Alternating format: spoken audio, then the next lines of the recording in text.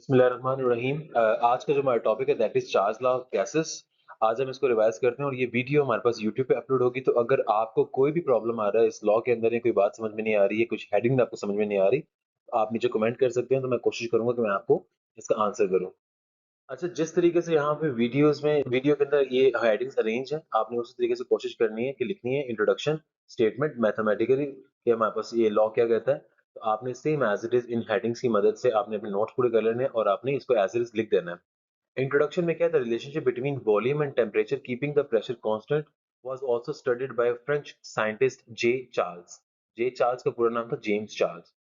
Charles ने अपने इस लॉ के अंदर वॉल्यूम और टेम्परेचर को स्टडी किया और उसने जो प्रेशर था वो कांस्टेंट रखा। बाद में हेडिंग आएगी स्टेटमेंट की, the volume of given given the volume of a given mass of a gas is directly proportional to the absolute temperature if the pressure is kept constant।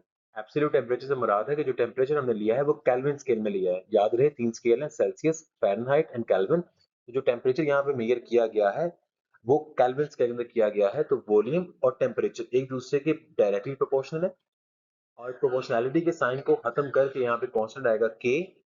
T यहाँ पे multiply हो रहा है, वहां पे जाके डिवाइड, तो एक्सप्रेशन आएगी v over T is equal to K, where K is the proportionality constant. आपने सेम एज इस तरह हेडिंग लगानी है और आपने इस टॉपिक को लिखना है। Very nice. अच्छा, इसके बाद जो हेडिंग आएगी another form of Charles law, उसकी आपने हेडिंग लगानी है। अच्छा, इस लॉ के अंदर क्या था कि अगर हम टेम्परेचर को बढ़ाते हैं तो वॉल्यूम भी बढ़ेगा और अगर हम टेम्परेचर को कम करते हैं तो हमारे पास वॉल्यूम भी कम होगा। मिसाल के तौर पे हमारे पास कोई भी कंटेनर है, उसका कोई वॉल्यूम है और कोई टेम्परेचर है। उस वॉल्यूम का नाम होगा V1 और टेम्परेचर होगा T1। अगर हम उसका टेम्परेचर चेंज करते हैं तो T2, तो वॉल्यूम भी इस लॉ के मुताबिक चेंज होना चाहिए जो कि V2 आएगा। If temperature of a gas is increased its volume also increases. When temperature changed from T1 to T2 the volume will change from V1 to V2। और मैथमेटिकली हम इसको लिखेंगे V1 over T1 is equal to K, V2 over T2 is equal to K। That means इसकी ratio constant के बराबर है और इसकी रेशियो भी हमारे पास कांस्टेंट के बराबर है। तो अगर हमारे पास दोनों इक्वेशन एक कांस्टेंट के बराबर है दैट मींस दोनों इक्वेशन एक दूसरे के बराबर है। As both equations have same value of constant therefore their variables are also equal to each other. So V1 over T1 is equal to V2 over T2। उसके बाद हेडिंग आएगी experimental verification of Charles law. इसमें होगा क्या कि हम एक container लेंगे और उस कंटेनर के अंदर हमारे पास एक गैस होगी और उस गैस का वॉल्यूम होगा 50 सेंटीमीटर क्यूब। ये मूवेबल पिस्टन है। हम चेक करें ताकि हम चेक करने के लिए कि अगर हम यहाँ पे टेम्परेचर इंक्रीज करते हैं तो क्या हमारे पास वॉल्यूम इंक्रीज होगा कि नहीं होगा। तो जो स्टार्टिंग पे हमारे पास जो हमने ये कंटेनर लिया तो वॉल्यूम वाज 50 सेंटीमीटर क्यूब और temperature T1 that was 25 degree Celsius. हम रूम टेम्परेचर का जो टेम्परेचर हमने मेजर किया है। लेट अस, और ये बात आपने यहाँ पे लिखनी है, let us take a certain amount of a gas enclosed in a cylinder having a movable piston।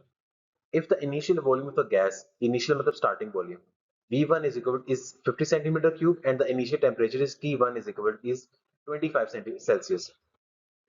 अगर हम इसका टेम्परेचर 25 से 100 डिग्री सेल्सियस करते हैं तो होगा क्या कि मॉलिक्यूल्स की काइनेटिक एनर्जी इंक्रीज होगी जिससे हमारे पास वॉल्यूम भी इंक्रीज होगा और वॉल्यूम होगा 62.5। The increase in the temperature increases the volume that can be observed as elaborated। जो हमारे पास नीचे हम देख सकते हैं। ठीक है, तो आपने इसी तरीके से की वैल्यूज याद रखनी है। वैल्यूज आप चेंज नहीं कर सकते क्योंकि ऑलरेडी एक्सपेरिमेंटेड वैल्यूज है। अगर आप में से कोई बच्चे देखना चाहते हैं कि क्या हमारे पास चार्ल्स लॉ हमारे पास वेरीफाई हो रहा है, प्रूव हो रहा है कि नहीं हो रहा, तो हमारे पास इक्वेशन थी V1 over T1 is equal to V2 over T2। Volume हमारे पास था 50 सेंटीमीटर क्यूब और हमारे पास T1 था 25 सेल्सियस। हम इसे केल्विन में कन्वर्ट करेंगे जैसे कि मैं आपको ऑलरेडी बता चुका हूँ कि हम जो चार्ल्स लॉ मेजर करेंगे यूज करेंगे उसमें टेम्परेचर, हम उसको केल्विन के अंदर यूज करेंगे। तो सेल्सियस को केल्विन में करने के लिए +273 और यहाँ पे 100 को सेल्सियस केल्विन में करने के लिए 100 प्लस 273 हमारे पास। तो इस इक्वेशन को सॉल्व करेंगे तो दोनों तरफ बस आंसर आएगा 0.167 और 0.167। दैट मींस हमारे पास चार्ल्स लॉ बिल्कुल ठीक है और ये करने की जरूरत नहीं है आपको लॉन्ग क्वेश्चन के अंदर। अगर आप में से कोई बच्चे करना चाहते हैं तो वो कर सकते हैं लेकिन कंपल्सरी नहीं है।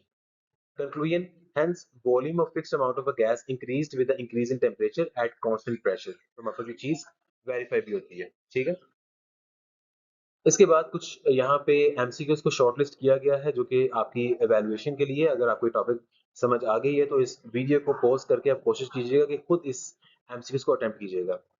Normal body temperature of human beings is Celsius के अंदर 37 डिग्री सेल्सियस है। और एक और बात बता दूं, नॉर्मल बॉडी टेम्परेचर फ़ारेनहाइट के अंदर मेजर किया जाता है। 98.6 हमारे पास नॉर्मल बॉडी टेम्परेचर है फ़ारेनहाइट में। अच्छा, सेकंड एमसीक्यू है in Charles law K is equal to, तो K is equal to V/T हमारे पास ये वाला ऑप्शन ठीक है। और ये हमारे पास यहाँ पे 37 डिग्री सेल्सियस ये वाला ऑप्शन ठीक है।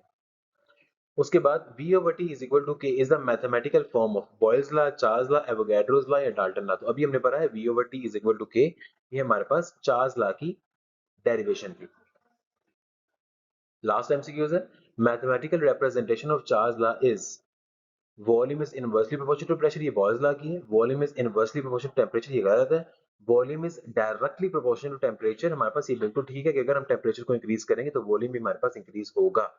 तो ये हमारे पास कुछ एमसीक्यूज थे, हेडिंग्स मैंने आपको सारी बता दी हैं। आपने सेम एज इट इज इस टॉपिक को अटेम्प्ट करना है और कोशिश करनी है कि आप इसको लिख लें अपने पास, ताकि बार बार आपको वीडियो देखनी ना पड़े। तो आपको कोई भी प्रॉब्लम होगा आप नीचे कमेंट करें, मैं कोशिश करूंगा कि आपको टाइमली मैं उसका रिस्पॉन्स कर दूं।